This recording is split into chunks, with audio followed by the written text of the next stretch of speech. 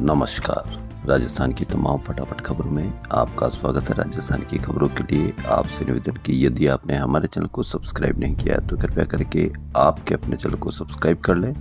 आप सब्सक्राइब करते हैं तो हमें हिम्मत होती है सही और सच्ची खबरें आप तक पहुंचाने की, वरना मीडिया में किस तरह की खबरें आपको दिखाई जा रही है यह आप भली भांति जानते हैं। क्या मीडिया में आपको दिखाया गया है कि बेरोजगारी प्रतिशत में बढ़ गई है? आपको कहीं पर भी कोई खबर देखने को नहीं मिलेगी।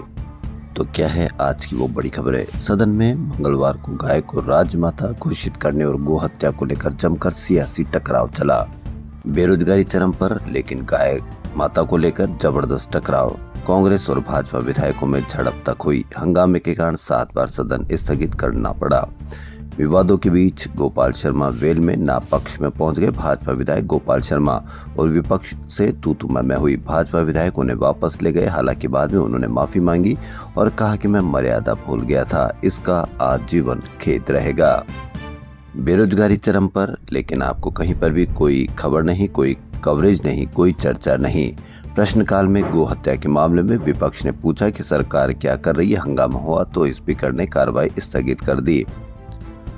सदन में मंगलवार को बजट बहस का जवाब देते हुए वित्त मंत्री दिया कुमारी ने कई घोषणाएं की। उन्होंने कहा कि सरकारी कर्मचारियों से ट्रेनिंग की 2 साल की अवधि में दूसरी नौकरी में चयन पर वेतन और भत्तों की वसूली अब नहीं की जाएगी। साथ ही कर्मचारियों को रिटायरमेंट तक इंश्योरेंस कवर मिलेगा। IIIT कोटा में नए कोर्स शुरू होंगे। कोटा IIIT को AI हब बनाया जाएगा। पुरानी पेयजल पाइपलाइन बदलने के लिए 150 करोड़ रुपए खर्च होंगे। 220 करोड़ के पेयजल के काम होंगे। वहीं जल जीवन मिशन घोटाले में ACB ने मंगलवार सुबह दिल्ली, राजस्थान छत्तीसगढ़ और झारखंड में 15 ठिकानों पर छापे मारे। कार्रवाई में 3 मुख्य अभियंताओं सहित 10 आरोपियों को गिरफ्तार किया गया। वहीं रिटायर्ड IAS सुबह 4 बजे घर पर नहीं मिले। कैमरे खंगाले तो रात 9 बजे ही निकल चुके थे। फोन भी बंद। यानी सुबह 4 बजे अगर घर पर नहीं मिले और रात को ही निकल चुके, तो इसको आप किस नज़र से देखते हैं कि क्या किसी ने उनको सूचना दी या पहले से ही उनको सूचना प्राप्त थी? इस पर भी आप अवश्य कमेंट करके बताएं। फरवरी में पहले सक्रिय पश्चिमी विक्षोभ से प्रदेश में मौसम का मिजाज बदल गया। मंगलवार को बादल छाए रहे और हवाएं चली। बुधवार यानी आज राजधानी सहित 25 जिलों में ओले व बारिश का अलर्ट है। फरवरी में अब तक दिन रात का पारा सामान्य से 4 डिग्री ज्यादा है और अगले 4 से 5 दिन 2 से 4 डिग्री तक इसमें गिरावट होगी। विक्षोभ का सर्वाधिक प्रभाव 18 फरवरी को बीकानेर, अजमेर, जयपुर, भरतपुर, कोटा संभाग व शेखावटी क्षेत्रों में होने व कुछ भागों में मेघ गर्जन के साथ हल्की मध्यम बारिश होने की संभावना है। इस दौरान कहीं कहीं 30 से 40 किलोमीटर प्रति घंटे की रफ्तार से हवा और ओलावृष्टि की भी संभावना है। माउंट के असर से आगामी 2 से 3 दिन तापमान में 2 से 4 डिग्री तक गिरावट होने का अनुमान है। राजस्थान हाई कोर्ट के कार्यवाहक मुख्य न्यायाधीश संजीव प्रकाश शर्मा ने मंगलवार को लोअर कोर्ट में अनुपस्थित 8 न्यायिक अधिकारियों को APO कर दिया। इनमें जिला और सत्र न्यायाधीश भी शामिल है। घटनाक्रम के अनुसार मंगलवार को हाई कोर्ट को बम से उड़ाने की धमकी के बाद पुलिस परिसर की तलाशी ले रही थी। इसी दौरान CJ संजीव प्रकाश शर्मा पास ही हेरिटेज बिल्डिंग में लोअर कोर्ट के निरीक्षण के लिए पहुंच गए। राजस्थान कांग्रेस के खेलकूद प्रकोष्ठ ने मंगलवार को विधानसभा घेराव किया। इस दौरान जोरदार टकराव देखने को मिला। सुबह 11 बजे 22 गोदाम स्थित जयपुर के पास सहकार भवन से रैली के रूप में विधानसभा की ओर बढ़ते कार्यकर्ताओं को पुलिस ने बैरिकेडिंग लगाकर रोका। कुछ कार्यकर्ता बैरिकेड तोड़कर आगे बढ़ने लगे तो पानी की बौछार और लाठियां बरसाई गई। राजस्थान प्रदेश कांग्रेस कमेटी के खेलकूद प्रकोष्ठ के अध्यक्ष अमीन पठान ने दावा किया कि प्रदर्शन में 12 से ज्यादा कार्यकर्ताओं को चोटें आई है। उन्होंने आरोप लगाया कि पुलिस ने बर्बरतापूर्वक वाटर कैनन और लाठीचार्ज किया। प्रतिदिन हम जयपुर में कितने आजाद हैं कि जयपुर जैसी जगह, छोटी सी जगह पर भी हम रोज सड़कों पर किसी न किसी व्यक्ति या किसी न किसी परिवार को दम तोड़वा देते हैं, हत्या कर देते हैं। जोटवाड़ा में 9 घंटे के भीतर 2 बड़े हादसों में महिला सहित 4 लोगों की मौत हो गई। मंगलवार सुबह करीब 9 बजे खिंडी फाटक गणेश मंदिर के पास पूरी रात शराब पीने के बाद ट्रैक्टर चला रहे चालक ने रोंग साइड आकर महिला और एक मजदूर को कुचल दिया। इससे पहले सोमवार रात 12 बजे महाराणा प्रताप स्कूल चौराहे पर तेज रफ्तार स्कॉर्पियो चालक बाइक सवार 2 दोस्तों को टक्कर मारकर फरार हो गया। चारों परिवार बर्बाद, चारों व्यक्ति बर्बाद, लेकिन कहीं पर भी कोई एक्शन नहीं। यदि ट्रैक्टर चालक दारू पीकर, शराब पीकर यदि ट्रैक्टर चला रहा था तो क्या कोई पुलिस प्रशासन मौजूद था या नहीं था? किस तरह से गश्त की जानी चाहिए, इस पर भी आप अवश्य कमेंट करके बताएं। सुबह इलाज की उम्मीद लेकर लोग अस्पताल पहुंचे, लेकिन सामने थी लंबी कतारें, बंद पड़े काउंटर और स्क्रीन पर घूमता हुआ लोडिंग का निशान। सरकार का इंटीग्रेटेड हेल्थ मैनेजमेंट सिस्टम यानी IHMS मंगलवार को मरीजों के लिए परेशानी बन गया। सर्वर की स्लो स्पीड के कारण SMS सहित प्रमुख अस्पतालों में आउटडोर इंडोर सेवाएं घंटों ठप रही। SMS में सुबह 11 बजे से 3 बजे तक हालात बिगड़े रहे। OPD पर्ची, भर्ती और डिस्चार्ज की प्रक्रिया अटक गई। बाद में राहत देने के लिए अस्पताल प्रशासन ने OPD का समय 2 घंटे बढ़ाया। जेकेलोन महिला चिकित्सालय, सांगानेर गेट और चनाना अस्पताल चांदपुल में भी OPD, IPD प्रभावित रही। लेकिन सदन में चर्चा गाय पर। आप कितने ही परेशान होते रहे, इससे कहीं पर भी कोई फर्क नहीं पड़ता। खुशखेड़ा औद्योगिक क्षेत्र में सोमवार को हुए भीषण विस्फोट में 7 मजदूरों की मौत के बाद जिम्मेदारों की नींद खुली। यानी अब हम जर्जर फैक्ट्री देखेंगे, जर्जर फैक्ट्री खेलेंगे। फिर कोई नया हादसा होगा तो फिर हम उस जर्जर दिशा में पहुंच जाएंगे।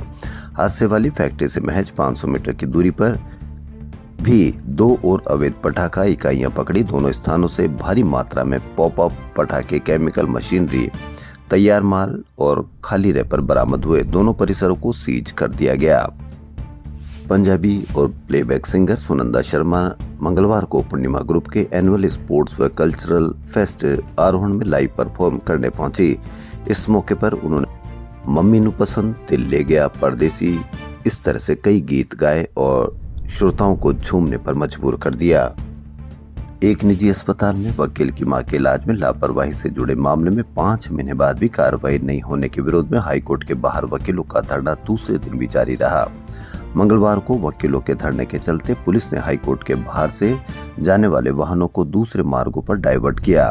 कुछ अधिवक्ताओं ने जस्टिस इंद्रजीत सिंह से मामले में दखल करने का आग्रह किया, जिस पर अदालत ने अधिवक्ताओं को कानूनी प्रक्रिया के तहत याचिका या प्रार्थना पत्र दायर करने के लिए कहा।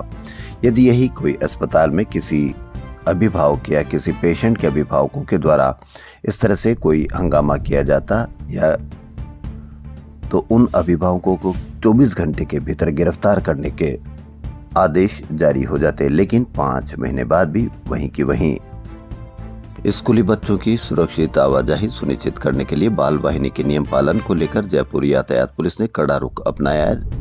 नियमों की अनदेखी पाए जाने पर 21 निजी और सरकारी स्कूलों को कारण बताओ नोटिस जारी किए जा रहे हैं। किसी विद्यार्थी ने बॉलीवुड सॉन्ग गाया, किसी ने ट्रेडिशनल सॉन्ग, वहीं कई स्टूडेंट ने पंजाबी गानों पर डांस किया। मौका था मंगलवार को SMS मेडिकल कॉलेज में आयोजित म्यूजिक फेस्ट का।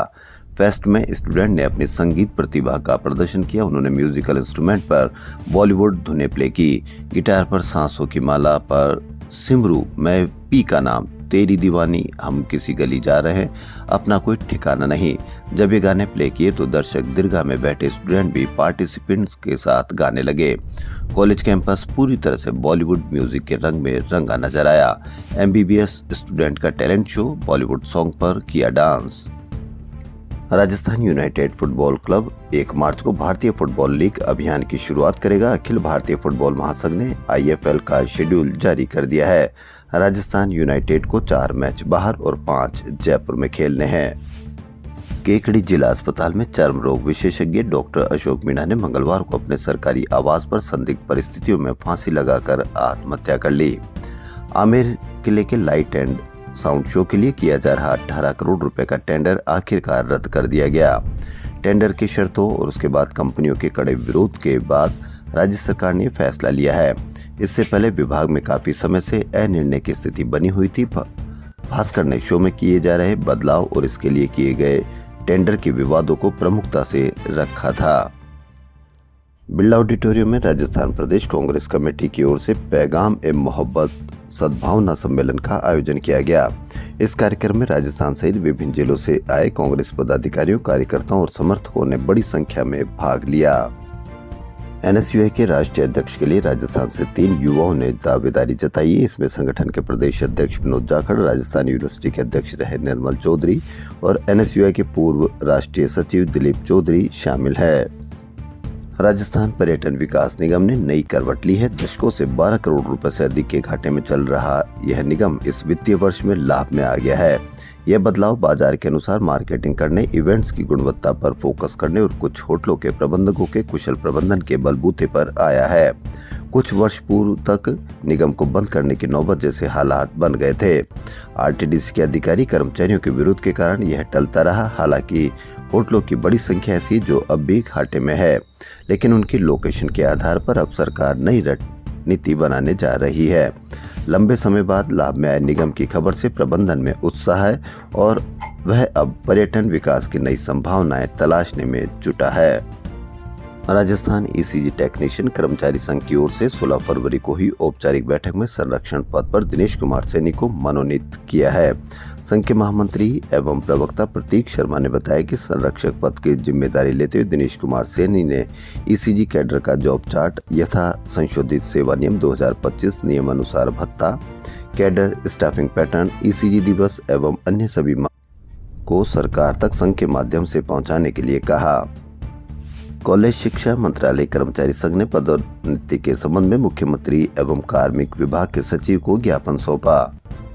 राजस्थान की खबरों में फिलहाल इतना ही। यदि आपको राजस्थान की खबरें पसंद आ रही तो आपके अपने चैनल को सब्सक्राइब कर लें। धन्यवाद।